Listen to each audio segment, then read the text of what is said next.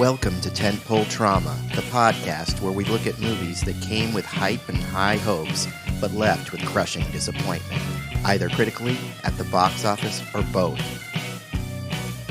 Freed from the weight of expectations, we seek to examine these underperformers under a new light, parsing through the good, the bad, and everything in between with the hopes of gaining a better understanding as to why they failed to find their audience.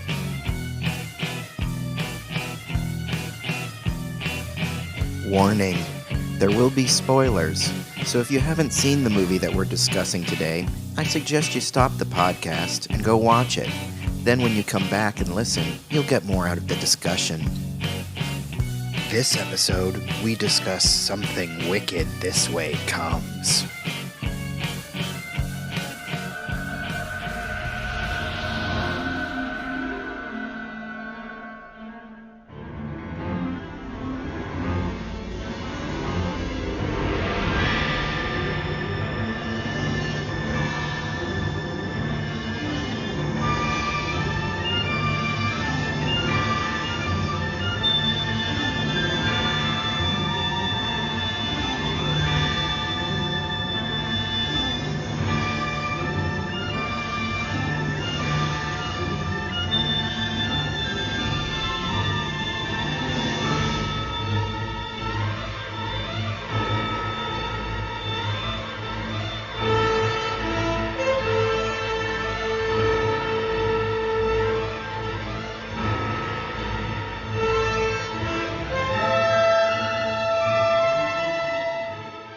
Okay, I am Sebastian, and I am here with Jennifer. Hello.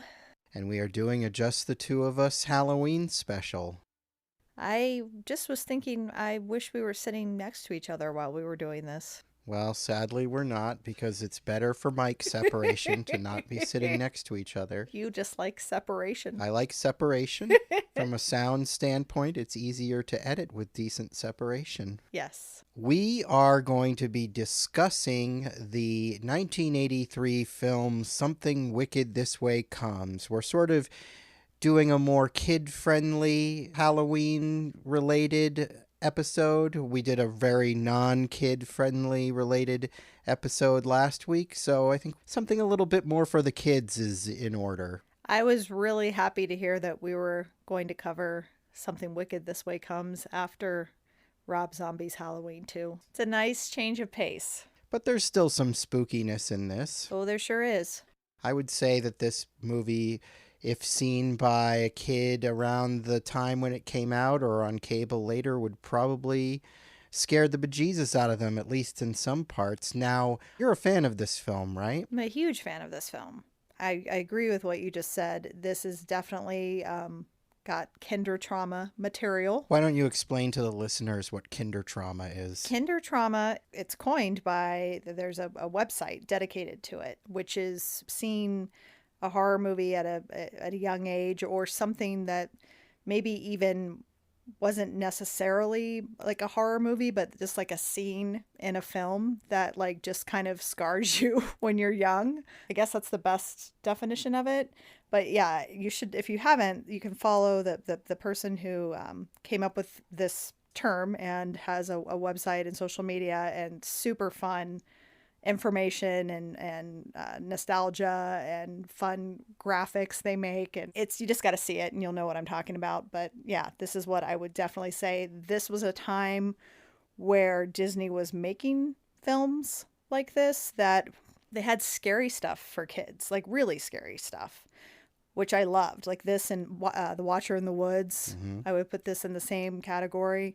They don't do that anymore, unfortunately. No, they're pretty reluctant to do that kind of thing these days. Now, did you see this movie when you were a kid? I did. Not in the theater, probably contributing to why it's a Tentpole Trauma, because I wasn't there. Yes, it's all my fault. Yeah, I definitely saw this at home. Probably, I guess, on TV or VHS. I can't remember. But I remember my mom really liking this, too. So it's something that I can recall seeing a lot when I was younger. You probably saw it on cable, because I think that's how I saw it. I was a little older. I was a little too old for this movie when it came out in 1983. I would have been about 13 years old. Way too cool. Yeah, I was too cool at that point for this.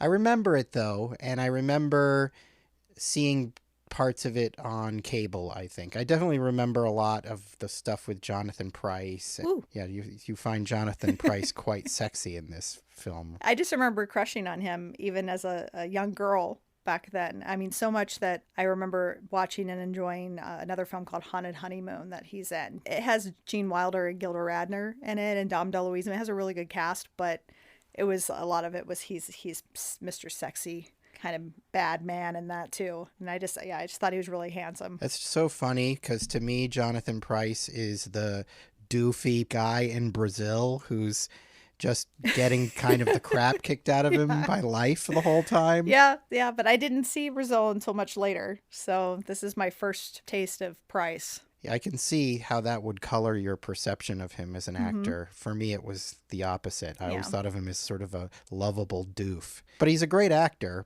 and he definitely shows that he has range. An interesting sort of side note to this, a few years ago, you and I were coming home to L.A. Yep. from the place where we live now. That's right. And we liked to listen to audiobooks because it's a long drive, about 14 hours. Yep. And we decided to listen to the audiobook of this. This is as written by Ray Bradbury. I forget who the narrator was, but he was excellent. I didn't forget.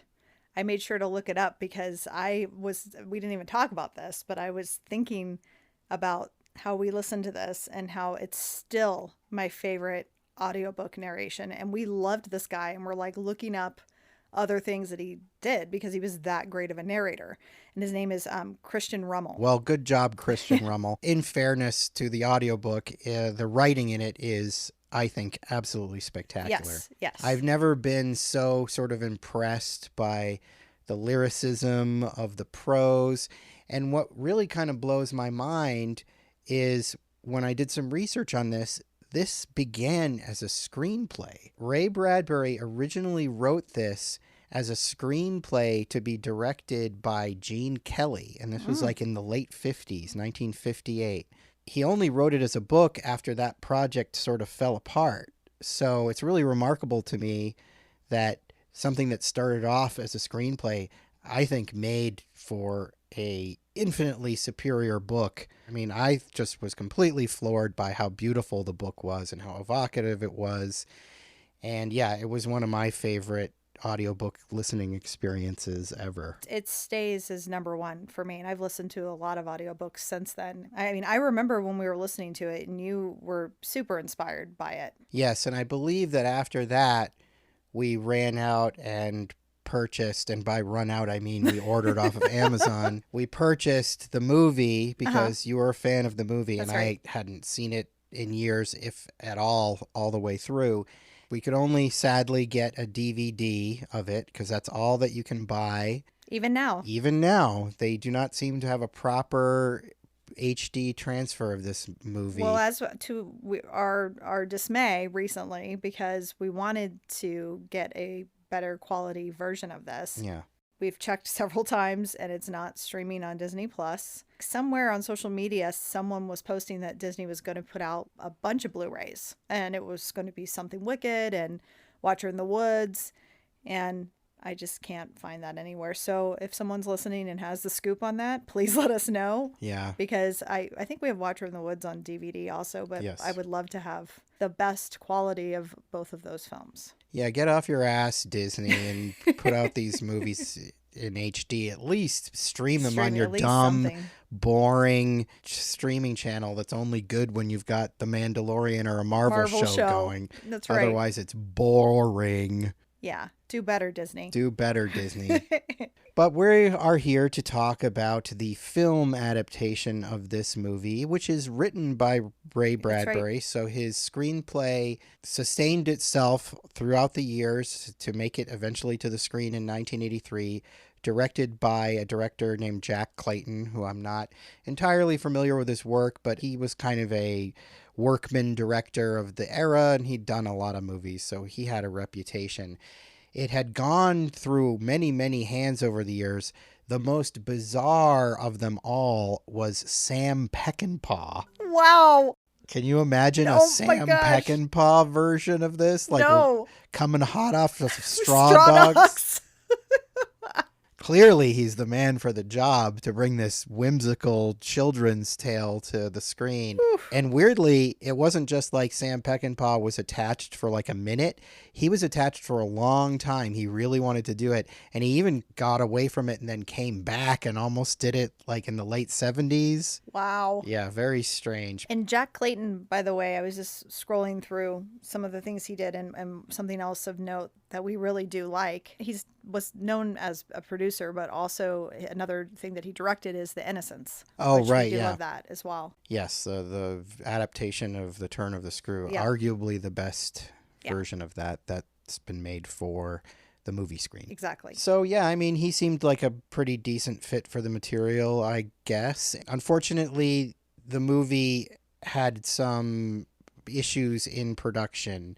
I guess some of the producers were unhappy with what the original version of the film looked like, and they ended up doing $5 million worth of reshoots, Oh my God. which in 1983 would have been a ton of money. Yeah. It made $8.4 million off of a $20 million budget, they say. And you can kind of tell where the reshoots are. I was watching it today. The kid who plays the blonde, Will Holloway. Will Holloway, the irony is that the actor that played Will Holloway, his name's like Vidal Peterson. Vidal Peterson, he actually had dark hair. And the actor that played Jim Nightshade, Who's Sean Carson. Sean Carson, had light hair. Okay. So they had to dye both of their hair the opposite color. And I'm sure that when they had to do reshoots, the Vidal Peterson, his hair had probably grown out and was dark again. So you can tell he's wearing a pretty crappy wig. You can see it in a few scenes. So I know which scenes that they probably had to redo. Well, I also noticed just in one scene, Will Holloway is starting to get a little bit of a mustache. Yeah. At that age, if they are truly playing the age that they are around that time, like you change, like certain things start happening. Really fast. That's the tricky thing Yeah. about when you have a movie where you have actors that are the right age Right. to play the characters, and then you try to do more with it. A great example of that recently was It, because you remember part one, the kids were all sort of the right age, and they didn't film part one and part two at the same time. So when they filmed part two, they had to do all sorts of digital weirdness to make them look like they were 2 years Right. younger.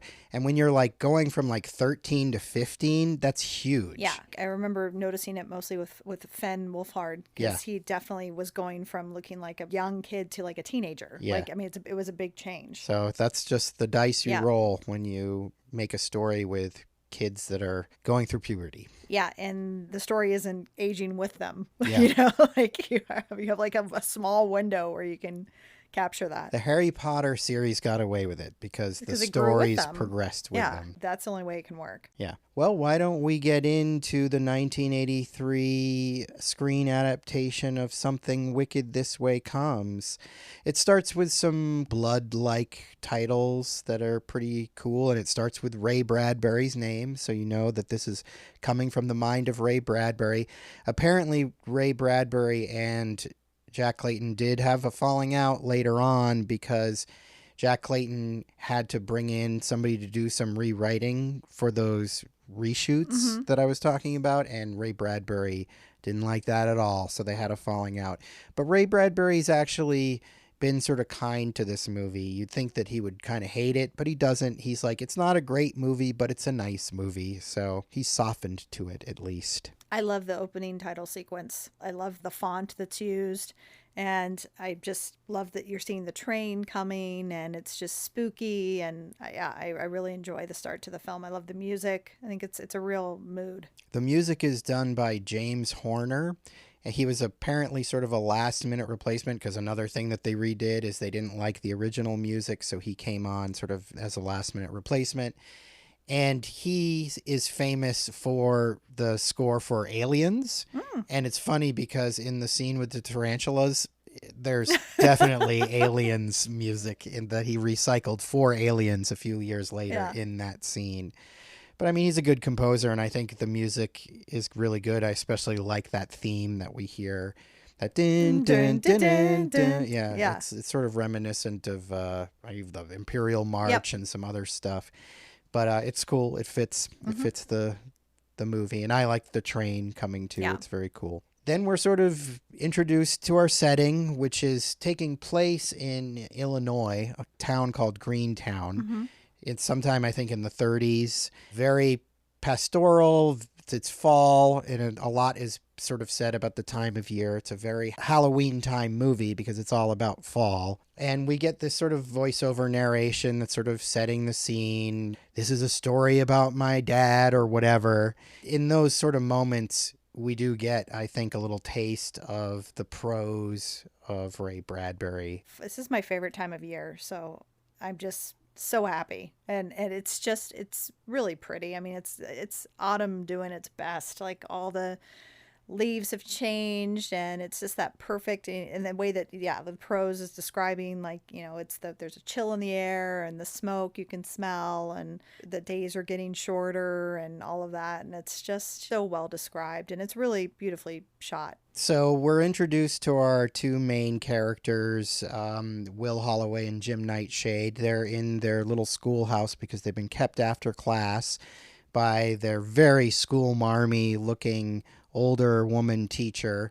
I had a teacher who reminded me a lot of her in fourth grade, Mrs. Green. We did not get along. She wasn't that old timey, but she was old and pretty bitter, and we drew mean pictures of her too, just like Jim and Will are doing. They do a pretty spot on caricature of her, and it's pretty sad because they're talking about how, oh, she once was one of the most beautiful women in town.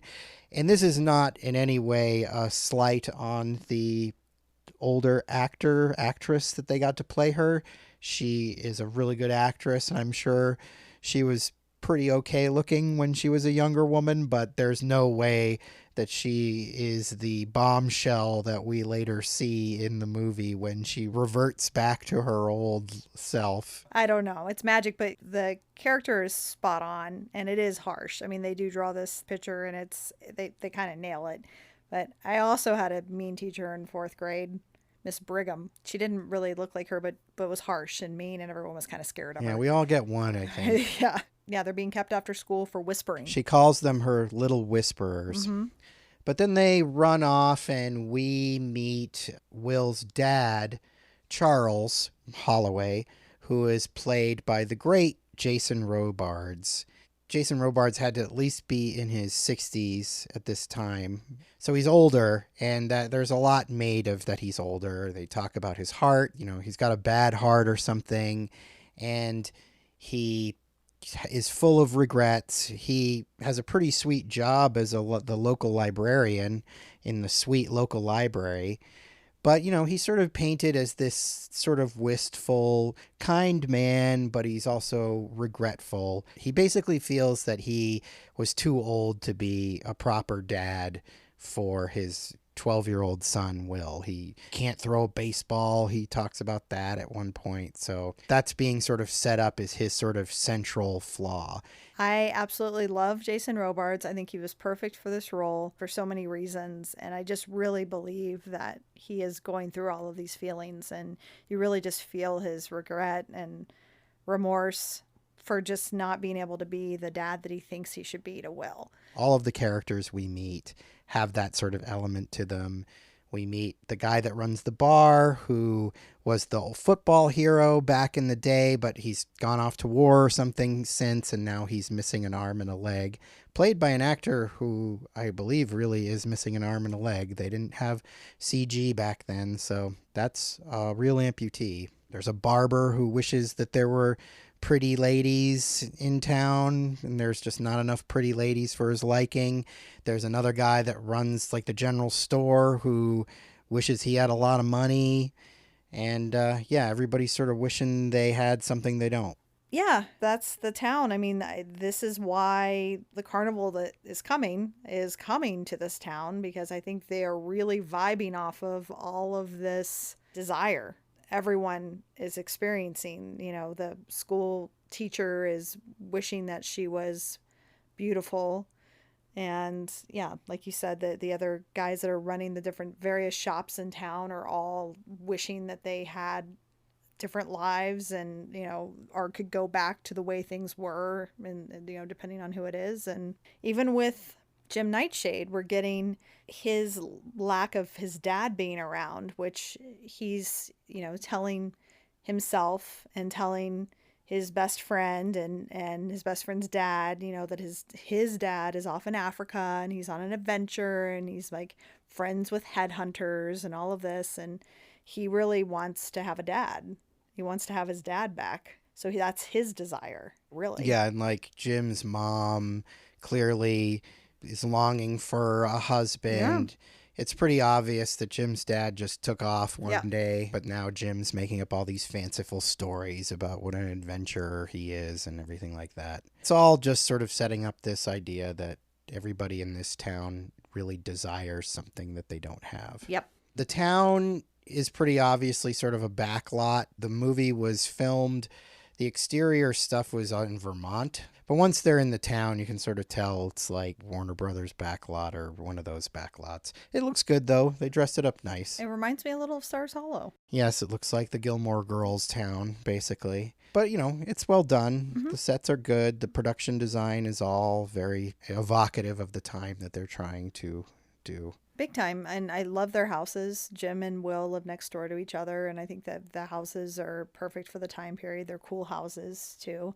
We also forgot to mention Royal Dano, who is coming into town with his weather vanes. Yeah. That he's trying to sell to the townspeople because there's a storm coming, and he ends up near where the boys are almost at home, and he's like, oh, these houses need protection, and you know, he's looking at him and they're like, well, which one needs a protection? And then he ends up saying that it's the one where Jim lives.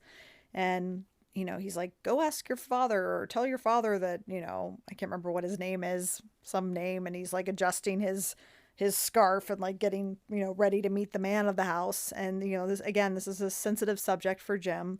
So Will starts to say, you know, you don't have a dad, or your dad doesn't live there or whatever.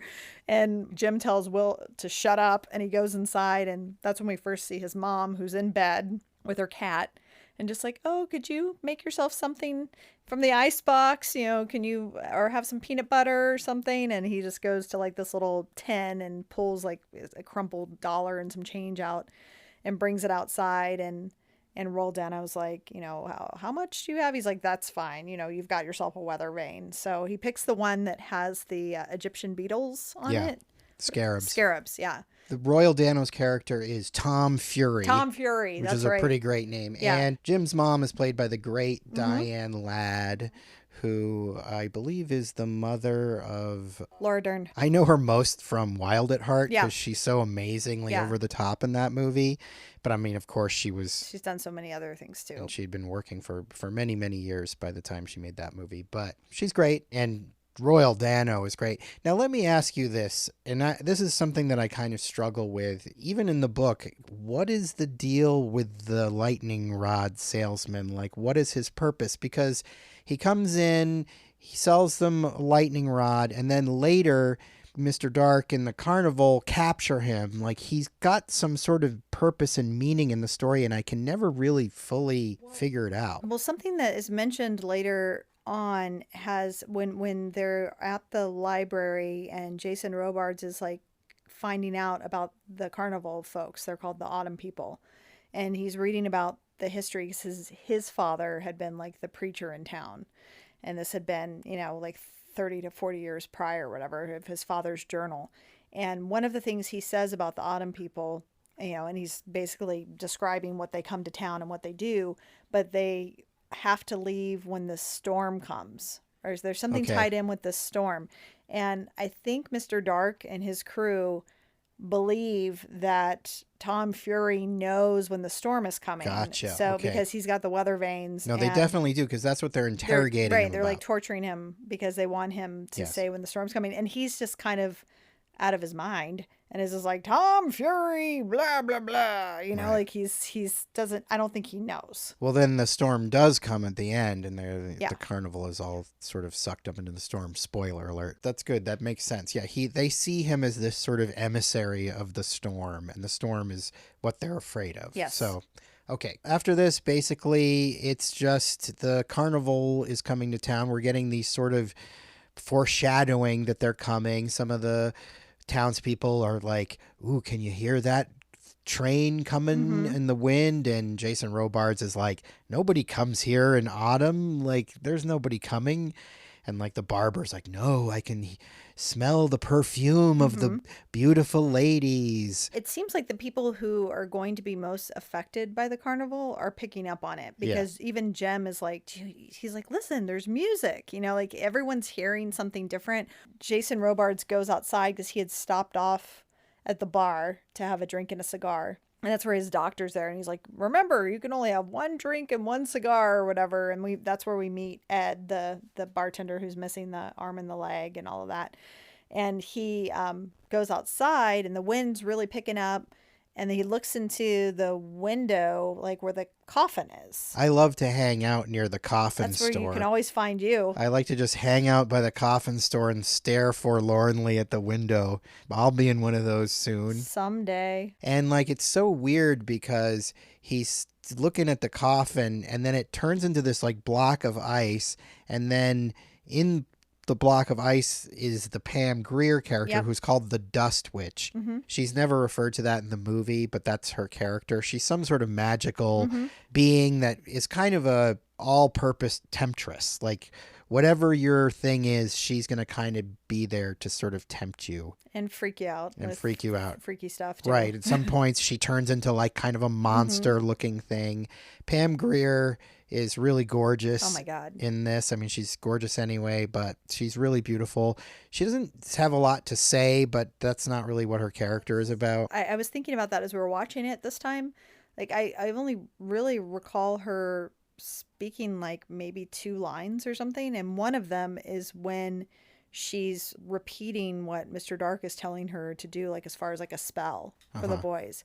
And then I think one other time when she gets on the Ferris wheel with the guy who's the guy who owns the store, who's obsessed with money. Yeah. I think she might say like one word No, to him. she doesn't. No, she doesn't. She didn't even say a word to him then. So I think it's really just the line from Mr. Dark. It's when somebody comes in, she's sort of like a fortune teller with a crystal that's ball. Right. And she says a few lines. She does, when the guy comes in who is the barber. Yeah. She's like, "You have a pole that's swirling outside." And yeah, so that's about it. There's that. And then when she's like doing a spell later. But it fits for her character. I mean, she's not a big talker. Yeah, it's the stuff with her is cool, but it's also sort of surreal, and I don't really know exactly what it's supposed to mean. Like, I don't really understand why Jason Robards is seeing her there. I don't either. I just thought they were trying to show something weird or, whatever. But yeah, he sees her, and we know it's her because she's got like this red ring. Yeah. And she's in the block of ice. And then later he looks back and the ice is broken and the ring's on the ground. But then we see that block of ice on the train coming in. Yeah. It doesn't take me out of it or ruin anything. And I'm sure I didn't even care when I was a kid and I was watching this. But, now after many watches, it's kind of like, that doesn't really all jive. It's those moments in this movie that actually remind me of something like Phantasm or Suspiria, these sort of dream logic-y type horror movies. Or Halloween 2 by Rob Zombie. Or Halloween 2 by Rob Zombie. Yep, that's definitely the connection here. Yeah, they're just sort of surrealistic moments that don't fully track in terms of airtight logic. It doesn't bother me either. But I don't really fully understand what I'm supposed to be getting from it other than like, ooh, that's weird. Yeah. I mean, it's sort of like harbinger moments or whatever, setting up what's to come. Well, and I think with that in particular, it's because Jason Robards is outside and he's having a cigar and the wind's picking up and we get to see the back of Jonathan Pryce, Mr. Dark, and he's just pitching, littering everywhere, just pitching his flyers around and the wind's just taking them all over. Your crush, Jonathan Pryce, was not the first choice for this role, which makes sense because in 1983, Jonathan Pryce was not well known at all. outside, I think, of like British TV and stage. They originally wanted either Peter O'Toole or Christopher Lee. Christopher Lee seems like the obvious choice. I remember listening to the book. You probably didn't have this experience because you were more familiar with the movie, but I had sort of forgotten that Jonathan Pryce was this character. So I didn't picture him in my mind when I was hearing the book. I pictured a much more sort of suave type of guy, which, I mean, obviously you find Jonathan Pryce suave. I do. He does look suave in this movie, not to take it away from him. His hair is kind of longer than it normally is, and he's got kind of a cool beard, and he looks really good in his tailored suit and hat. So, I mean, it works. I'm not saying it's bad. I'm just saying that's not who I went to in my mind. I pictured somebody kind of more, I guess maybe like Peter O'Toole when he was younger or something, sort of more suave devil type of guy.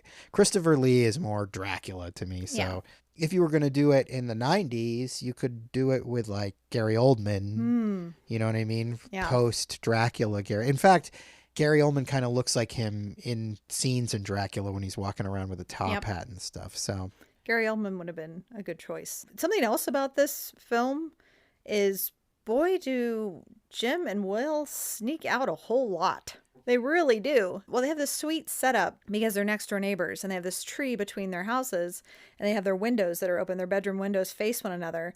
But when we see Will go out of his window, he like has like a rope to go like kind of hold on to as he crosses the tree. Then when he first goes up to see Jim on the roof before they are sneaking out, really, and Jim's putting the weather vane up, there's even like these rungs in the roof to climb up on. Like, I would love this if I was a kid. Like, this would be awesome. Well, they have these long slanted roofs that almost kind of slant right into each other. Yeah. Yeah, it's like the best friend setup you could have. I think the next thing that happens is they hear the train coming and they have to go investigate what's going on, and they go and kind of just lay down and are watching the train go by on the tracks, and we're seeing like the signs for the carnival, like on the cars, and the different attractions that are going to be there. I think that's when we see the block of ice with Pam Grier in it, and then it's like immediately set up. Yeah, I mean, it's not like just cinema sloppy editing. No, the boys are like, it can't be set up already, because it is. It's like, it's crazy. It's already just like, boom. It's like they've been there forever.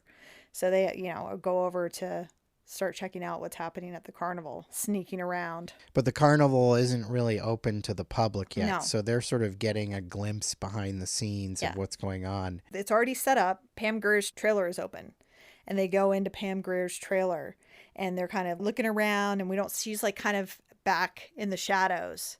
And then all of a sudden there's a spider or something, tarantula. Right, which will play later into things. And so they freak out and they just run off screaming. Will's dad, Jason Robards, has also gone out because he's just like, I guess I'm just restless because of the storm. And he decides to go back to work. So he's like back at the library shelving books or whatever. So he's out. So Will gets back home. And then when Jason Robards comes in, Will's sitting on the steps inside the house. And so they kind of start to have a heart-to-heart. It's like 3:00 in the morning at this point, too. But Jason Robards doesn't know that he's been out. He just thinks that Will can't sleep. Yeah. And this is when he brings up that at 3:00 in the morning is when a lot of people die. Yeah. And Will's like, don't say that, and he's like, old people die, but then that's not comforting because Will still thinks his dad is old, So this is when one of the couple times where Jason Robards is trying to like have this meaningful discussion with him about his remorse. Yes. And Will's not having it. He doesn't want to have like serious times. He's just like, I'm just going to go to bed. Jason Robards calls it the midnight of the soul, 3 a.m. And let me tell you, I have been up at 3 a.m. You sure have. And it definitely is the midnight of the soul. I will say that for sure. Ray Bradbury nailed that. I definitely have different feelings about it. And as now I'm, not the age or near the age of, far gone from the age of Will and Jim, as you're coming out more on the getting closer to the Jason Robards side of things, or even some of the other townspeople, that are the grown-ups, because this film it's about the kids, but it's more than that. Like, Oh, yeah, it's definitely about the grown-ups, too. I don't know. It's kind of, maybe it's a little something for everyone, because it's the kids, and the kids doing their thing, and the kids being kids and being afraid that no one's going to believe them, that whole thing. And like, no one's going to listen to us type thing because all this stuff is happening, you know? But then you have all of the stuff that's going on with the adults and what their longing and their yearning and their remorse. And speaking of the adults, the next kind of major thing that happens is the adults all go to the carnival. It's open the next day and they're all there. And, you know, we see the guy who wants money win a bunch of money, and he's all excited because he gets a free cigar that's been rolled in the creamy thighs of Cuban women or whatever. Which is super creepy, because he had said that earlier Yes. to Jason Robards. He was like, Jason Robards had stopped by to get a cigar, and the proprietor was like, "Do you ever play the numbers?" And Jason Robards was like, "No." And he was like, "I'm going to win one day, and then we're not going to have these cheap cigars. We're going to have the Havanas that are rolled by the plump thighs of beautiful Cuban women," or whatever. He says this line. Mm-hmm. And then when he wins this money at the carnival, this is the big Mr. Cougar, the big burly, Yes. like red-haired, Ginger. lumberjack-looking man. Yeah. He hands him, you know, the cigar, and he was like, "A fine Havana rolled by the plump thighs of beautiful Cuban women," or whatever. He says the exact same thing back to him. Then he goes to hop on the Ferris wheel with beautiful Pam Grier, and that'll be his last ride. Yes. We also see the football player guy. He wins like one of those strength contest things. With the big hammer. With a hammer. And then he goes over to the House of Mirrors, which is going to figure into the climax. And he looks at himself in the mirror and he sees that he now has his arms and legs again. And he goes inside the House of Mirrors and then to his fate.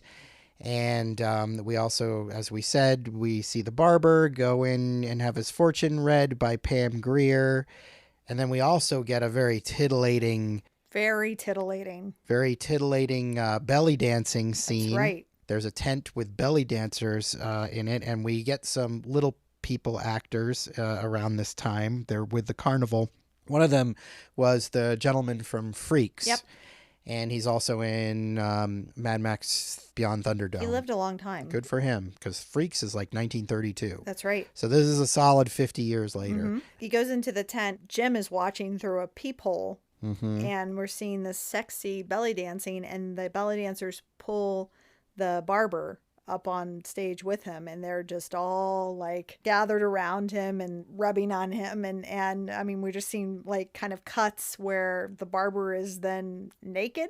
It's pretty steamy. After that, the boys wander into a carousel that is closed off, and they sort of sneak in there, and in there they witness Mr. Dark, Jonathan Pryce, and he is instructing one of his minions, the Mr. Cougar character, to get on the carousel. And Mr. Cougar gets on the carousel, and the carousel spins backwards. Right. We get this sort of special effect that hasn't held up particularly well over time, but, you know, it's the early 80s. And it spins backwards, and now Mr. Cougar is a little ginger child. And he is sent off to some task that we will find out what it is. Well, because also we forgot to mention at the House of Mirrors, we also get their teacher stumbling out of the House of Mirrors earlier. Yes. And she's like dazed and confused, and she's like, "Oh, it's my whisperers." And she's like, "I think I just, you know, I'm just feeling a little faint. I need to go home and rest. My nephew is coming later." Again, not entirely sure as to what that all kind of means. Like, she wants to be beautiful, but then we're going to find out when she gets her beauty back that she goes blind, but then she also had this nephew. It seems kind of convoluted, like one thing or the other. Either she wants her nephew or she wants her beauty. I mean, maybe because she's going to lose her sight, like they feel like they need to have somebody there to help her in some way or something. I don't know, but I don't even know if that was, I mean, because that's obviously not her nephew. Like, what the hell happened to her real nephew? You know what I mean? Like, this version of baby Mr. Cougar is not her nephew. I know, that's why I'm saying it's confusing. I don't understand why her character needs to get her youth back, but also needs a nephew. It seems like two characters have been fused into one. One character who's a woman who misses her nephew who's gone away and hasn't seen or something, and then another character who's a woman who used to be beautiful and wants her beauty back. Yeah, it could be. I also think this is like the cruelest, like monkey paw, shortest time of like getting your wish across the board. Yeah. It's just like literally like the guy who's the proprietor of the store wins the money and gets on the Ferris wheel and he's done. And it's like the barber like gets to be with the belly dancing women and then that's it. And the school teacher is going to, go home and she's going to like get to see herself pretty for like less than a minute. And then she's going to go blind. Yeah. I mean, usually in these type of stories, you get a little bit more before it's taken away. Yeah. But this is just like, this is really cruel. Yeah. Mr. Dark's Pandemonium Carnival is really not the place you want to go for your wish fulfillment. No, they really are not messing around. Like, they're just like, we're going to get our sad souls and just gobble them all up and just get as many as we can. And there's no time to waste because there's a storm a-coming. Hey, Tentpole listeners, lend us your ears for a brief moment so we can tell you about our new sponsor, Anchor. Have you ever wondered how we've managed to get this scintillating podcast up on all the platforms you crave? The secret to that is Anchor. I'm going to be honest with you, we had no clue whatsoever how to get a podcast out there to the masses. It would have probably taken us weeks to figure that stuff out, draining our enthusiasm and causing us to while away the hours on technical details that didn't interest us and made us wish we were dead, or at least doing something more fun. Thankfully, we didn't have to do that because we had Anchor. Anchor is the all-in-one platform for podcasts. It can help with every aspect related to podcasting, from creating your podcast to monetizing it, distributing it to all the major platforms, and monitoring your downloads and listeners. They'll even host your podcast for free. In fact, all of this is free, and it frees up your time, allowing you to get your podcast started and out to listeners, allowing you more precious time to spend watching unboxing videos, ordering hilarious novelty shirts, or arguing online about Star Wars. Yes, this is a shameless plug, but for something we truly use and believe in. It's everything you need to make a podcast all in one place. Download the free, did we mention it's free? Anchor app through your preferred app store or go to anchor.fm to get started.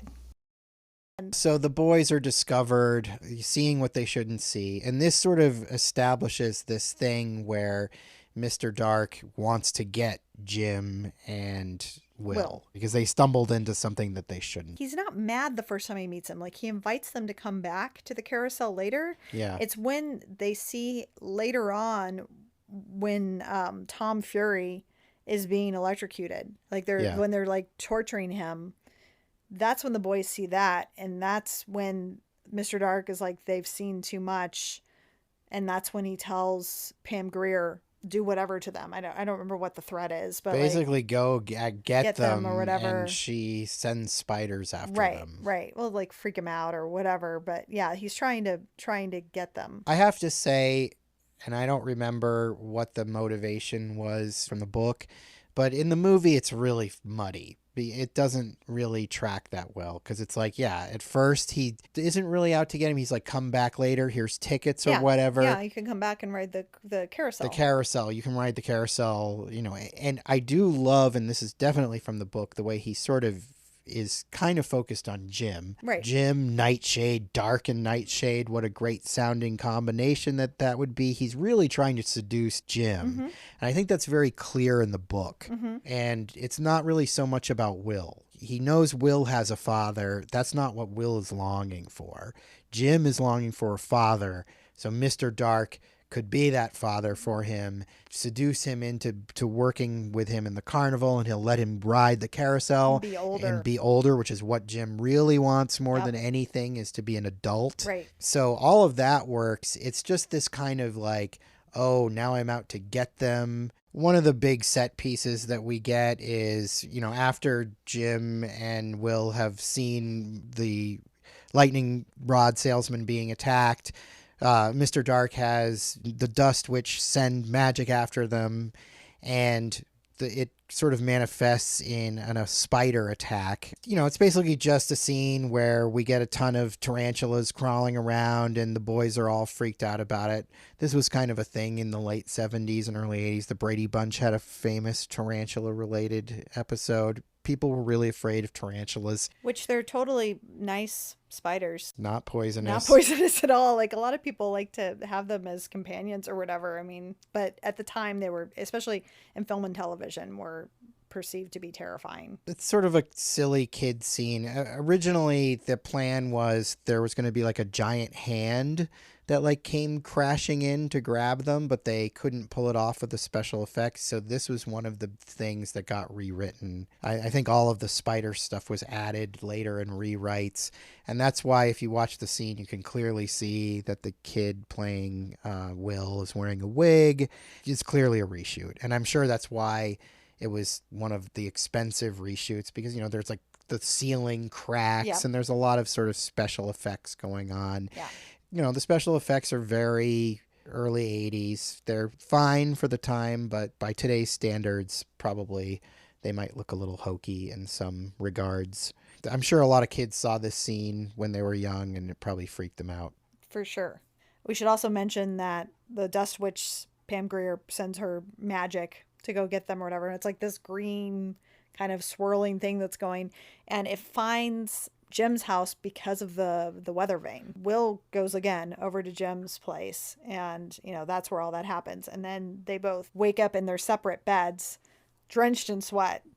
So it's kind of like it didn't really happen type thing. Yeah, it's sort of a dream. Right, but very real, vivid dream.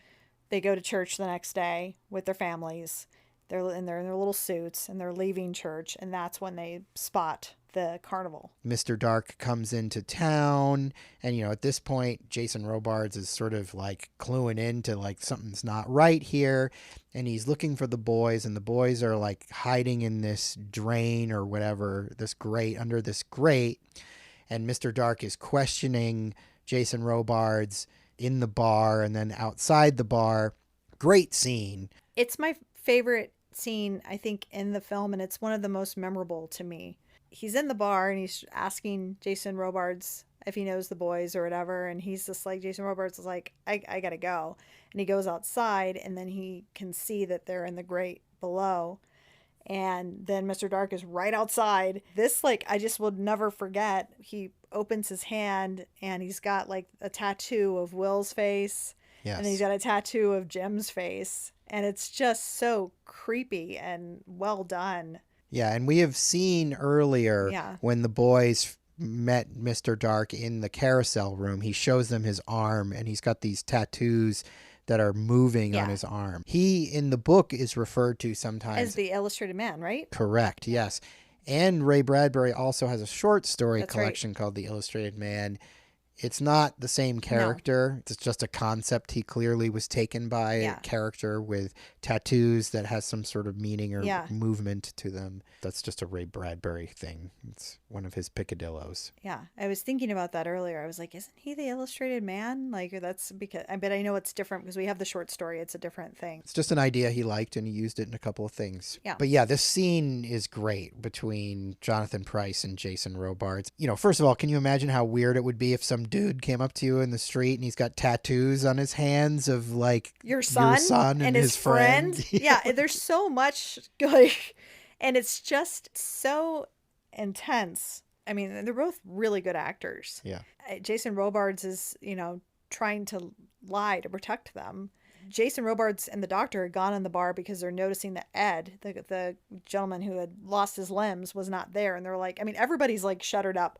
Like the barber's like closed due to illness. Like all these shops are closed now because the people have disappeared. And in the meantime, the carnival's decided to have a parade through town. And it's this like really sort of creepy parade where Jonathan Pryce is just kind of walking out front, and, they've got like camels and all sorts of crazy stuff, people with weird masks, and there's this one guy that looks almost like a monster or something. Yeah, and there's some women that look kind of alien-like, like with the masks and stuff Yeah. too. There's a lot going on there. And at first, the parade is kind of jaunty, Yes. right? Well, Jim is like, "Oh, look, a parade," and Will's like, "No, it's not a parade. It's a search party. Like they're looking for us, and we can't go home because they'll kill our families or whatever." So that's when they go and hide under the grate, which is great, great. And but yeah, when Jonathan Pryce goes in, Mr. Dark goes into the bar and he's asking Jason Robards, and the doctor's in there too, about the boys. Jason Robards like, "Oh, are they in some sort of trouble?" And Mr. Dark's like, "Oh, no, they've won prizes. I want to make sure they get their prizes." And so when he confronts him again outside, Jason Robards is trying to like really play it cool, and he's like, "Oh, I wouldn't want these two young boys not to get their prizes." And he's like, "Let's see there. That one right there is Milton Blomquist." Yeah. And he's like, "And this is Avery Johnson," or something like that. Like he, gives these fake names, and Mr. Dark is not having it. Nope. He's just like, "No, I know who they are. The school teacher who recently went blind told me who they are. They're her whisperers." Yeah. So he's just kind of fucking with him. In the meantime, Mr. Dark, because he's so angry, starts to like squeeze his fists together, and this is like what I remember from seeing this when I was young, is blood is coming down his fist, and then it's also trickling down like Will's head, because it's Will's tattoo that he's squeezing. I didn't catch that. Oh my God. No, that was so terrifying to me when I was young, because I was like, whoa. And then the scene ends with Mr. Dark rejoining the parade, but now it's become like a funeral march. Yes. It's like they're playing like dun, Dun, dun, dun, dun. Yeah. Jason Robards drops his cigar so he can bend down to the grate as the funeral procession parade's going by and everyone's watching him. So he can whisper to the boys, and he's like, I think he says to them, like, "Meet me at the library later." They end up at the library because Will's dad has sort of summoned them there, and he's done some research about the Autumn people. It's a really great scene because we're getting sort of the backstory as to what the Autumn people are about. They sort of feed on these Desires, longings. yeah. And he's reading about the story when his father encountered them back in like the late 1800s or whatever. And then the door opens and closes, and they're like, "What's that?" Well, the boys know. They're like, The boys "He's here." know. They're like, "Mr. Dark is here." So Jason Robards tells them to go hide. So Yes. they do hide like kids would. They crawl up like to the top of a bookshelf, and Yeah. they're hidden up there, which is exactly some sort of hiding that I would do at that age. Mm-hmm. So this is a really great scene because this is Mr. Dark confronting again Charles Holloway, Jason Robards' character. Basically, Jason Robards is like, "I know who you are. I know why you're here." And he, says, "My dad, had journaled about when you were here before." And Mr. Dark is very harsh about his father, saying what a weak man he was and all of that. And then he just knows that the Achilles heel for Jason Robards is that he feels like he's old. And so he just really digs in there and starts saying, "If you let me know where Will and Jim are hiding, I can give you more time. I can make you younger again." He's got the journal in his hand, and I always remember this scene too, because he starts ripping off the pages and they like kind of flame out when he does it. But he's like, "How about 30? Would you like to go back to 30? 30, you're so full of life, and 30, going, gone." And he does that for year after year because Jason Robards is not going to tell him where the kids are hiding. And he's just, finally gets up to 52, and, that's where he stops. Yeah, it's an ominous age to stop at. A couple of things we should say. I mean, one major thing that's going on here is we now sort of know, because of things that Jason Robards has said, and we're getting sort of flashes of it in the scene, the big thing that Jason Robards regrets, the moment that really made him feel that he was too old to have this young son, happened years ago. Will was like 4 or 5 or something, and he was in a river, and the current of the river started to pull him away. And Jason Robards couldn't go in to get him because his father had never taught him how to swim. So he was unable to save his own son, and a man jumped in to save him who, ironically, was Jim Nightshade's dad, Harry, who was just drinking by the river and just happened to save the day, and he pulled Will out of the river. Well, and he had also said about it being Jim's dad that, it was this man that was just, like you said, drinking by the river and didn't even hesitate. Like once he saw Will was in the river, he just like jumped right in. Whereas Jason Robards was paralyzed because he doesn't know how to swim and, couldn't do anything about it and just had a lifetime of regret about this, like his son's life. Also in this scene, as Mr. Dark is sort of approaching him and they have that moment where it's like, I know who you are and everything. Mr. Dark has this sort of little speech about who they are and everything. He says, "And butter our plain bread with delicious pain." I want to butter my plain bread with delicious pain. Yes, because, Jason Robards is like, you're basically feeding on the people of this town. Yes. And you definitely need to butter your bread with delicious pain. But Jason Robards isn't going to give up his son or Jim, and so Mr. Dark sicks the dust witch on him, and he's like, give him a little taste of death so that he knows it when it comes for him later. And she just basically comes up to Jason Robards and kind of gives him like she slows down his heart with her ring or whatever. And meanwhile, Mr. Dark is going up into the upper regions of the library looking for Jim and Will, and he finds them hiding up in the shelves and just plucks them out of the shelves basically and absconds with them. This is when we hear the Dust Witch, Pam Grier, speak some lines at this point, because he says, hide their tongues or something like that until I'm ready to hear from them again. Right. And my whisperers or something like that. And so she's kind of repeating what he's saying and kind of, going in front of their mouths. And so now they both can't talk. They're going through town and they're just kind of out of it a little bit too. And it's kind of like they're just kind of, I don't know if they're supposed to be kind of out of it or dazed, or they're just depressed because they're getting taken to what is possibly going to be the end. And this is also when Mr. Dark is really laying it on thick to Jem. And he's like, we could be dark and nightshade and dark. Yeah. You could be my son. And, really promising him all of these things. So he takes them back to the carousel. He takes Jim to the carousel, and I think Jason Robards follows after them. I got to say, this ending, I think, is pretty weak altogether. It feels just kind of like, oh, we got to throw a bunch of stuff together and make it all work. I can tell there's sort of reshoot elements here, like Jason Robards ends up in the House of Mirrors. Right, and that's where this whole thing with his son who's in there, because this is where he's getting more fucked with the Dust Witch and stuff, and he's actually looking into the Hall of Mirrors and seeing that scene replay where Will is drowning. It's all this stuff just feeding into, like, it's all about the negativity and feeding into, it's the desires, but like, I think it's basically like you're lacking. Yeah. It's whatever you're lacking, and that like feeling that you're not enough, or, whatever that is. And that is across the board with all the people that, it's like things that they want, but they're also feeling like they're missing something, where some of them are physically missing something, like missing limbs, Yeah. And so it's just really playing into all of that. And like, it's making him, you're seeing him in the Hall of Mirrors also, or House of Mirrors or whatever, like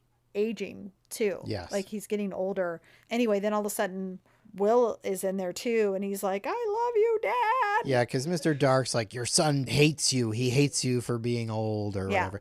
I mean, it's just playing on his insecurities, right. Digging into his insecurities.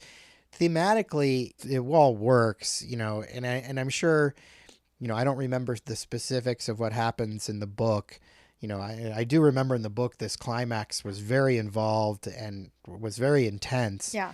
All I'm saying is in the movie, it just kind of falls flat. Like, because suddenly Will's there and he's just like, I love you, Dad. And he looks like about 2 years older and he's got a mustache. I know. And he's wearing a bad wig. And then Jason Robards just like smashes the mirror, because of course that's what you're going to do if you're in a House of Mirrors seeing something bad. You smash the mirror. Well, it turns into water, and then he's pulling his son out of the water. Right. Because that's the whole thing. And that doesn't even make sense because he was 4 or 5 when that happened. Right. And he's like now 14 scene. It's But just yeah, clumsy. it's just kind of, it's just messy, which is unfortunate. And I remember this being way better in the book. I can't tell you exactly what happened, but I remember us being like, when we were listening to it. So it sounds like, they just had to kind of put something together, and that happens, and then all of a sudden they go to the carousel, and, Yes. and that's when Mr. Dark has Jim on the carousel, and they're getting ready to go forward because he's going to have Jim be older, Yes. because that's what he wants. Also, side note,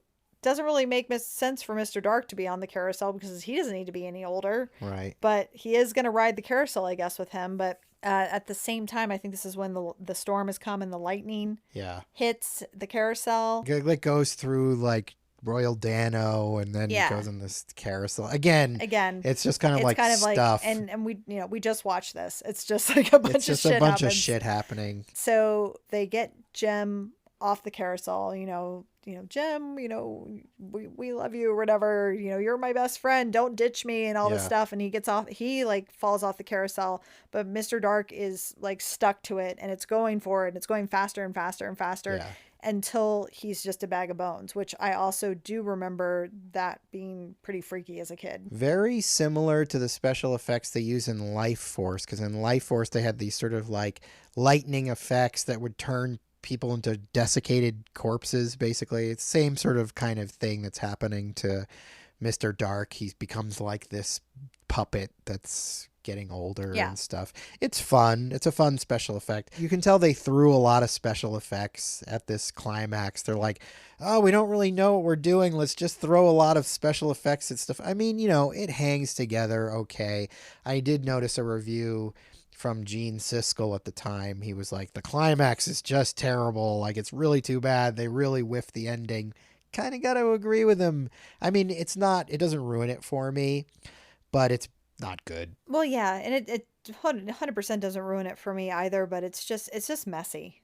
Yeah. It's really a messy ending. I tell you what, like, this is one of those movies that I think could really stand to get a kick-ass remake. This would be a great remake. They could do something really, really good. Yeah. Like, get Mike Flanagan on that.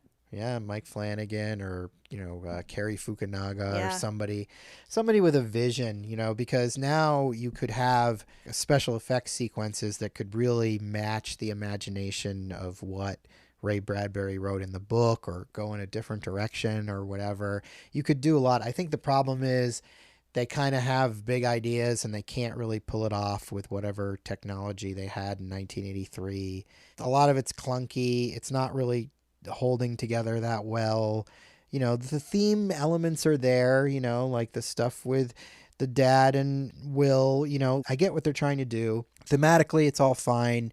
It just becomes kind of a big mess. I feel like, yes, the effects could be done better now at this point if this were to be remade, but you could also just provide even more depth and spend more time with some of these characters, because this does clock in at like 1 hour and 30 minutes. I mean, it's pretty tight. Yeah, it seems cut down to the bone. But I mean, this could definitely be a 2-hour film, and that would be fine. Yeah, I don't think it needs to be more than like a 2 hour or 2 hour and 10-minute movie. No. But yeah, 90 minutes is just too short. Yeah. That's not enough time. 2 hours would be good.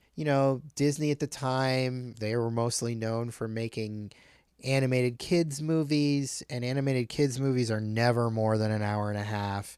I can see why the Disney mentality at the time was keep it 90 minutes. This is for kids, I get why the running time is what it is, but it's detrimental to the story. Sure. It needs more time. No, it definitely does. And I completely understand the thought process behind having it at 90 minutes. But I'm just saying, if we're getting into the fantasy of let's have a remake of this, let's do it. Let's do it right. Yeah. Yeah, so after that, the storm comes and a big tornado basically sucks up the carnival into the sky, and we get these sort of special effects shots of like miniatures of the carnival getting sucked off of its moorings, which is cool. Those look fun. I like old school miniature effects, kind of a little bit Wizard of Oz-y in a way. Mm-hmm. And then it's a bright, happy day, and Jason Robards has found some youth to his step. At like one point, he's like sing and dance or something like as shit's going down. Well, yeah, when shit's going down at the carnival and Will is upset because he thinks Jem is dead. So he's like, they feed off of your tears. Like, whoop it up like a whooping crane or whatever. And he's just like, it's really awkward, but he's like trying to he's like, laugh and all this stuff. So that's what happens there, because the whole thing is they feed on sadness and lacking and want, desire and not enough and all of that, all the bad feelings. There's a sweaty desperation to a lot of this last 10 minutes of movie. It is. This sweaty desperation of them trying to hold it together somehow. I know. Well, even like at the end, it's like it's the storm has passed, and so like they take off together and they're kind of running through the field, and that's all good. But then like they kind of go through town and they're like circling around the barber pole and stuff. It's like really just trying to be it's too joyous for me. Like it feels kind of forced. And we should say all the townspeople that were affected by this monkey's paw thing are restored to their form. They don't die. Well, yeah, and I think it happens when, you're right, because it's Tom Fury, like he takes his lightning rod and he stabs the Dust Witch. Right. And I think that kind of sets off everything with the carousel, but then also breaks the spell of all the townspeople seem to come it's like out her of their magic. They'd become like mannequins or something. It's unclear, but they're like waxwork statues of themselves in their new idealized forms or whatever. It's again messy and vague. Yeah. But yeah, the Dust Witch she's the magical entity that's keeping them in whatever state they're in, granting their wishes and taking it away. The end. Now, as I said, this movie cost $20 million and only made $8 million. So it is a tentpole trauma. Why do you think it failed? I guess kind of who is it for is one thing, is because it's Disney and it's supposed to be for kids. And it's, again, this is the type of Disney, like I mentioned earlier, that I do like, where they were making scarier things. But I don't know how it was marketed. I can't remember at all, like how it was presented at the time. As far as getting people in the theater, it might have seemed maybe it was marketed and it seemed too scary. And then like people who were closer to your age were like, I'm not going to see that. That's lame, So maybe it was just hard to find the right audience. And then the word of mouth probably wasn't that great. I enjoyed it, but I don't know if other people who went to the theater, if they were older maybe and saw it, like either thought it wasn't scary enough or thought like it was kind of a mess. Because it kind of is in certain parts. Maybe it just had a hard time finding an audience, and then the people who did see it, the word of mouth wasn't great. I think that's all of that. I also think that this was just in a downturn for Disney. This was just in an era when Disney was sort of losing a lot of its original sort of core fan base. They were trying to do different things. They'd been doing different things for a number of years at this point, and I think they were just kind of stumbling. Ironically, a lot of the stuff they did at this time is stuff that you and I like. I know Troy likes a lot of the Disney stuff from this time because it is weirder and it's dark. But I think the brand was just a little tarnished at this point, and it wouldn't really recover until later, around 1986, when Little Mermaid had happened. Little Mermaid basically brought Disney back from the brink of annihilation, so to speak. They'd been on a downward slope. I think people saw that this was Disney. They were like, oh, I want another one of these dark Disney movies that we don't want. On top of it, I think that it probably didn't get great reviews. I blame the ending mostly. I think the ending is really where it kind of loses its way. And that's too bad, because it's really only like 10 minutes that I would say is kind of bad. But that last 10 minutes is the last 10 minutes people see, and they walk out the door and they're like, it wasn't that good. That can kind of change the whole trajectory of how people feel about a movie. It literally leaves a bad taste in your mouth. Exactly. So I think that was probably hurting the word of mouth. And there wasn't also like a big, I don't think any of those actors were a big draw to come into the theater, because Jason Robards is a name, but no, like you said, you didn't really know who Jonathan Pryce was. Jason Robards isn't bringing in the kids. No, but and the kids were unknowns. Yeah. So, there wasn't, a name to get people in there. Plus, either. it's like a period piece, and No. this is the early 80s. It wasn't a big time for like period pieces. People were wanting like sci-fi and stuff. It just wasn't really fitting the times, the zeitgeist, so to speak. It would have been a lot bigger if it had come out like in the late 50s or the early 60s or something. I think that would have been more the time for this type of movie. It just wasn't the right time. I think you could do it now. I think now would be great. Yeah, because people are kind of into more nostalgic-y type of things. Well, and supernatural stuff too. Yeah. Like I think overall people are still really into that. So some sort of supernatural, like going back to this time. Yeah, I don't know. I think it could totally work, and I think you could get the right kids cast in there, and it just wasn't the right time. All right, I'm going to go stare at a coffin through a storefront window. I'm going to go look through a peephole and see some belly dancers. And I'm going to butter our plain bread with delicious pain.